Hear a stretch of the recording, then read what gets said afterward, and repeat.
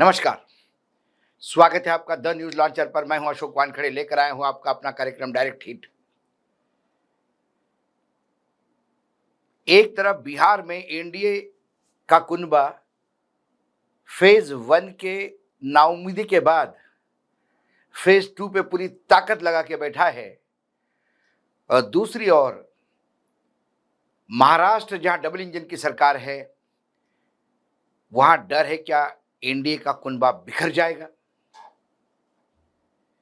यह मैं इसलिए कह रहा हूं कि मराठा आंदोलन के नेता जरांगे पाटिल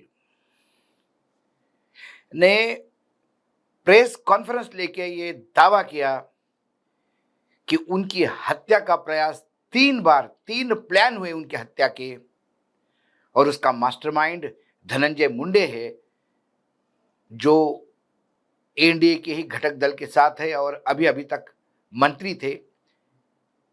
उनके जिले में एक हत्याकांड हुआ, सरपंच का हत्या करने वाला उनका नजदीकी आदमी था, या इसी धनंजय मुंडे के ही आतंक के चलते सब हुआ, इसलिए उनसे इस्तीफा लिया गया। ये बंजारा कम्युनिटी से आते हैं धनंजय मुंडे, और जरांगे पाटिल मराठा और कुणबी का सर्टिफिकेट को लेकर, और मराठा और ओबीसी के इस द्वंद्व में अब राजनीति इतने निचले स्तर पे उतर आई है कि अब हत्या की सुपारियां तक दी जा रही है और हत्या का प्लान तक किया जा रहा है। क्या कहा जरांगे पाटिल ने, और ये खबर आप इसका खबर का हेडलाइन भी देख सकते हैं। धनंजय मुंडे ने मनोज जरांगे की हत्या के बनाए थे 3 प्लान, मराठा आरक्षण कार्यकर्ता का सनसनीखेज खुलासा। अब जो जरांगे पाटिल है, उन्होंने जो आरोप लगाए वो है कि मराठा आरक्षण आंदोलन के प्रमुख नेता मनोज जरांगे पाटिल ने पूर्व मंत्री धनंजय मुंडे पर अपनी हत्या की साजिश रचने का गंभीर आरोप लगाया। जरांगे ने शुक्रवार को प्रेस कॉन्फ्रेंस कर ये आरोप लगाए। उन्होंने मुख्यमंत्री से इस मामले में धनंजय मुंडे की तत्काल जांच करने की मांग की है।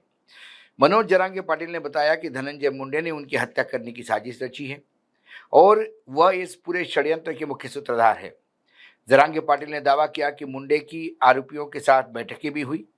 उन्होंने ये भी कहा कि बीड़ और जालना जिले के सभी प्रतिष्ठित नेताओं ने इन बातों को अपने कानों से सुना है।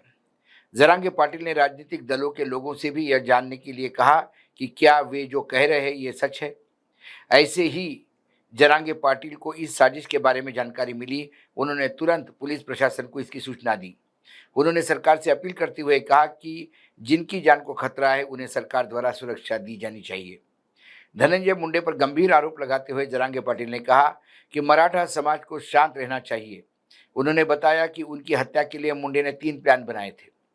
उन्होंने ये भी कहा कि कथित तौर पर उनकी कार दुर्घटना कराकर उन्हें जान से मारने की साजिश भी की जा चुकी थी।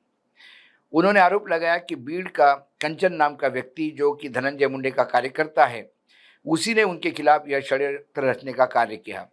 जरांगे पाटिल के अनुसार आरक्षण और राजनीति के विषय अलग है, लेकिन किसी की जान पर उठना एक बहुत बड़ा गंभीर विषय है। मनोज जरांगे पाटिल ने प्रेस कॉन्फ्रेंस में बताया कि पहले उनकी फर्जी वीडियो बनाने का प्लान बनाया गया था। इसमें सफलता नहीं मिली तो खाने में जहर मिलाने का प्लान बनाया गया। जब आरोपियों को इसमें भी सफलता नहीं मिली तो तीसरा प्लान गाड़ी से टक्कर मारकर हत्या करने का प्लान था। मराठा आरक्षण कार्यकर्ता ने बताया कि आरोपियों ने इन सभी के लिए धनंजय मुंडे की से गाड़ी की मांग की थी। इस पर मुंडे ने उन्हें एक पुरानी गाड़ी देने की बात कही थी, लेकिन उनके तीनों प्लान फेल हो गए। मनोज जरांगे पाटिल पिछले 3 वर्षों से मराठा समाज को ओबीसी श्रेणी के तहत आरक्षण दिलवाने के लिए एक बड़ा आंदोलन चला रहे हैं। इस मांग को लेकर सरकार और ओबीसी नेताओं ने के उनके साथ बड़ा संघर्ष देखने को मिला है। मंत्री छगन भुजबल हो, मंत्री पंकजा मुंडे हो, या पूर्व मंत्री धनंजय मुंडे हो, और लक्ष्मण हाके जो ओबीसी नेता है, सहित कई नेताओं ने जरांगे पाटिल की मांग का कड़ा विरोध किया है। हाल ही के दिनों में जरांगे पाटिल और इन ओबीसी नेताओं के बीच में लगातार मौखिक झड़पें हुई हैं, और मुंडे तथा जरांगे पाटिल के बीच भी आरोप प्रत्यारोप हुए थे। इसी पृष्ठभूमि में जब जरांगे पाटिल की हत्या की साजिश का एक भयंकर मामला सामने आया, सरकार इस पे किस तरह से देखेगी ये तो पता नहीं, लेकिन धनंजय मुंडे जो पहले से ही बहुत बदनाम है, बेचारे इसलिए कहना पड़ रहा है, क्योंकि उनके जितने भी कुकर्म हैं अब वो फूट फूट के बाहर आ रहे हैं। चाहे उनका शादी के बाद किसी को संबंध होना और फिर उस महिला को एक्सेप्ट करना और फिर उस महिला का लगातार उनके खिलाफ आरोप लगाना, एक सरपंच की हत्या होना, सरपंच के हत्या के लिए जो जिम्मेदार है वो उनका राइट हैंड निकलना, ऐसी कई बातें हैं जिससे ये बात बड़ी क्लियर होती है कि बीड में कानून व्यवस्था समाप्त हो चुकी थी और बीड में जो धनंजय मुंडे चाहते थे वही होते थे। विधानसभा चुनाव में भी कुछ बूथ में जहां हमने भी कुछ वीडियोस दिखाए थे, जहां लोगों को धमकाया जा रहा था, पीटा जा रहा था, वो भी धनंजय मुंडे का ही विधानसभा क्षेत्र था। ऐसे कई आरोप प्रत्यारोपों के बीच झूलते हुए धनंजय मुंडे ने जब, क्योंकि वो एनसीपी के खाते से आते हैं, अजित पवार के खाते से, ये गोपीनाथ मुंडे के भतीजे थे, गोपीनाथ मुंडे जी ने इनको आगे लाया क्योंकि गोपीनाथ मुंडे जी को बेटियां ही थी तो उनको लगा कि ये अब मेरा भतीजा बेटे समान है। लेकिन फिर शरद पवार ने बेटे को हुक किया और अपने चाचा से तोड़ के राष्ट्रवादी कांग्रेस में ले आए। लेकिन फिर उन्होंने शरद को छोड़ के अजित पवार का साथ पकड़ लिया। भ्रष्टाचार से लेकर व्यभिचार के मामलों तक पूर्ण रूप से डूबे धनंजय मुंडे अब फिर एक नई मुसीबत में फंस गए हैं, क्योंकि अब जरांगे पाटिल ने उन पे आरोप लगाए। हालांकि वो इस आरोप को नकारते रहे हैं, लेकिन जब हम ये बात कर रहे हैं कि धनंजय मुंडे परेशानी में और वो अजित पवार गुट के हैं, दूसरी तरफ अजित पवार भी बुरी तरह से फंसे हुए हैं। महाराष्ट्र के उप मुख्यमंत्री अजित पवार के बेटे पार्थ पवार की कंपनी अमीडिया होल्डिंग्स एलएलपी पर 1800 करोड़ रुपए और जमीन सिर्फ 300 करोड़ रुपए में खरीदने के गंभीर आरोप है। इसमें आपने कल ही एक्सरे में डिटेल विस्तृत रिपोर्ट दे चुकी होगी। लेकिन अब ये सिर्फ पार्थ के अटकने की बात नहीं है। पार्थ का जो दूसरा भाई था, उनके मामा का लड़का था, कजिन या मामेरा भाई कह सकते हो आप, उसके खिलाफ अब रिपोर्ट दर्ज हो चुकी है। लेकिन अभी भी पार्थ बचे हुए हैं। पार्थ के खिलाफ रिपोर्ट नहीं हो सकता है कि उप मुख्यमंत्री होने की वजह से थोड़ा हमारे देवेंद्र फडणवीस है वो थोड़ा सा धीरे धीरे कुछ एक्शन लेना चाहते हो। लेकिन दूसरी तरफ विपक्ष की तरफ से जो कांग्रेस पार्टी के अध्यक्ष हर्षवर्धन सपकाळ ने उनके दूसरे बेटे पे भी गंभीर आरोप लगाए। कांग्रेस प्रदेश अध्यक्ष हर्षवर्धन सपकाळ ने कहा कि अजित पवार अपनी संपत्ति और जेल जाने के डर से भाजपा के साथ हो गए।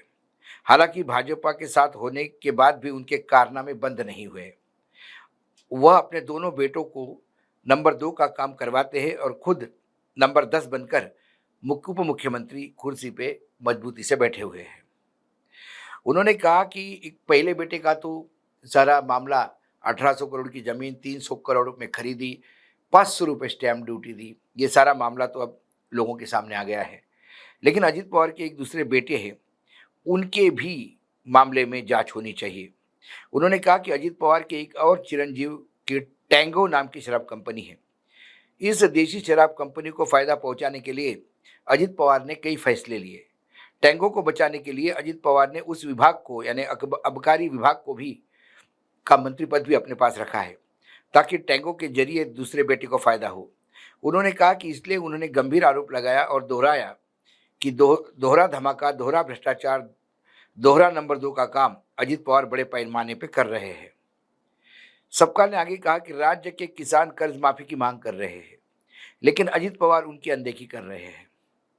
जिस जिले के वो संरक्षक मंत्री है यानी पालक मंत्री है, उसी जिले में वे अपने बेटे के लिए यानी पूना में अपने बेटे के लिए स्टैम्प शुल्क माफ भी करवाते रहे हैं। अजित पवार को भस्म्या नाम का रोग जड़ा है। भस्म्या ये मराठी शब्द है और भस्म्या उस डिसीज को कहता है जिसको ये भस्म्या डिसीज होता है, उसको अपने खाने पे कंट्रोल नहीं होता, वो खाते ही रहता है और वो एक डिसीज है, एक रोग है और इसको फिर ट्रीटमेंट भी होती है। तो उन्होंने कहा कि अजित पवार को भस्म्या रोग हुआ है, यानी उनको खाने का रोग हुआ, एक आदत सी पड़ी है और ऐसा रोग है कि आप कितना भी खा ले और खाने की इच्छा होती रहती है।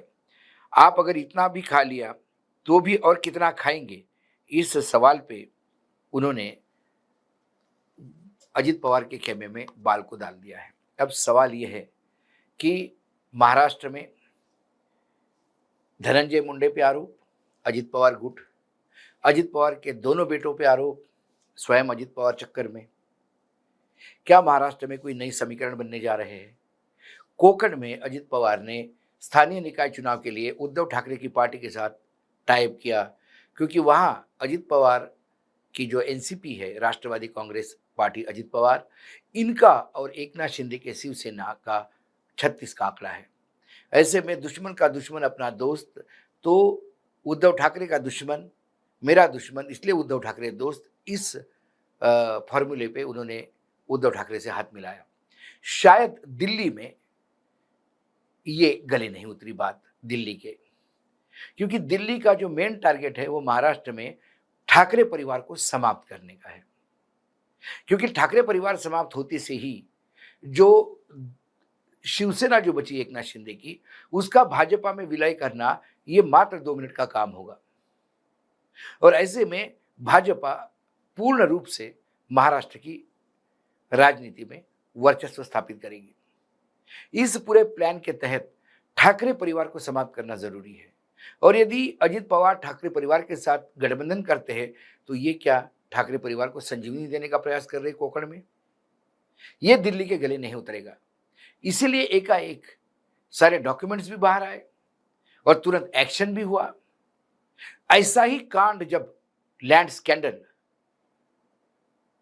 जब 15 दिन पहले चर्चा में था पूना में, वो भी 3,000 करोड़ की जमीन, जैन हॉस्टल जमीन, जैन बोर्डिंग, और वही जमीन मात्र 230 करोड़ में सौदा होता है। पूरा जैन समाज रास्ते पे उतरता है, तो मुख्यमंत्री उस पर लिपापोती करके अच्छा वो पैसे वापस करो, ये करो, वो करो, लेकिन इंक्वायरी तो उस पर भी ऑर्डर होनी चाहिए। जिसने इस जमीन की परमिशन दी उस पर भी एक्शन होनी चाहिए थी, एफआईआर उसमें भी दर्ज होनी चाहिए थी। नहीं तो यहाँ पे भी पार्थ पवार को बोल देते कि तू 300 करोड़ रुपए वापस कर दे, वापस ले ले और जमीन का सौदा कैंसिल कर दे।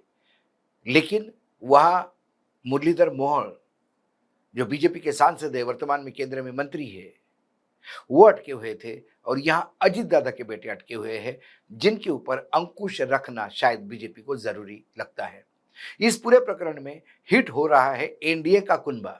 क्या एनडीए गठबंधन बना रहेगा महाराष्ट्र में कि और इसमें कुछ टूट संभावित है? ये तो समय बताएगा। आज डायरेक्ट हिट में इतना ही। कल फिर आता हूं किसी विषय के साथ। तब तक के लिए नमस्कार। देखते रहिएगा द न्यूज लॉन्चर।